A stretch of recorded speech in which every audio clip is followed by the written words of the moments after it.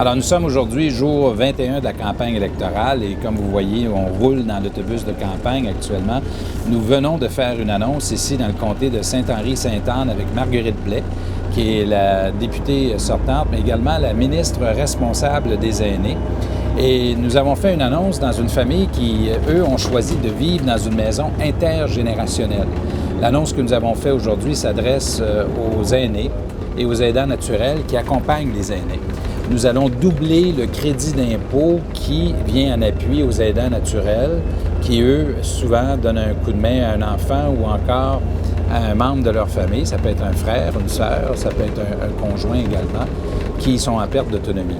Avec une population vieillissante au Québec, c'est un enjeu très important et ça nous permet de continuer les efforts que nous avons commencés depuis 2003, où on a à peu près triplé le montant d'aide que nous accordons aux aidants naturels au Québec. On a fait un merveilleux projet, par exemple, avec la Fondation Lucie André Chagnon, un projet de 200 millions de dollars avec une contribution de 50 millions de dollars de la Fondation, dont l'objectif, c'est d'aider des organismes qui offrent du répit aux aidants naturels et c'est une très belle formule qui vient aider des milliers de Québécois.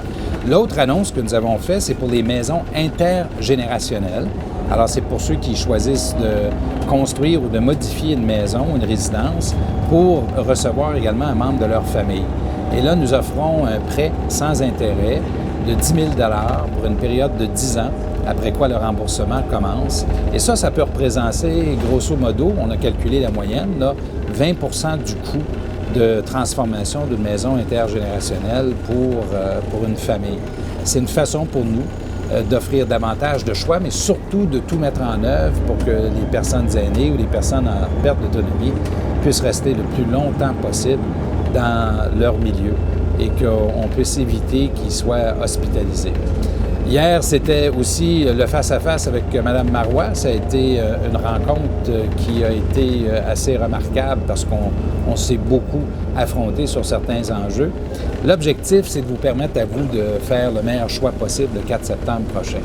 Et de cette rencontre, il ressort certains éléments qui sont très importants pour votre choix à vous. D'abord, le premier, c'est le fait que Mme Marois prépare un référendum et que c'est sa priorité à elle. Pour nous, c'est l'emploi et c'est l'économie. Deuxièmement, Mme Marois et moi, sur une question, entre autres, on est vraiment en total désaccord. Mme Marois pense que s'il y a un vote dans une classe et qu'il y a 25 élèves et qu'il y en a 20 qui décident de boycotter, que les 5 autres n'ont pas le droit à leur éducation.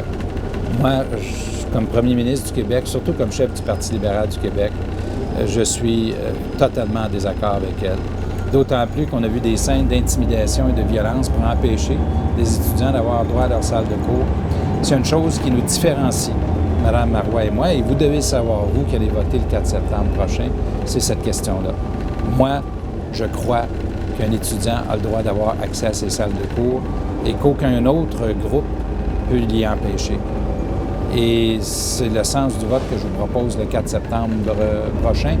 L'autre élément qui ressort de la rencontre d'hier, du débat, c'est le fait que nous mettons la priorité à l'emploi et l'éducation.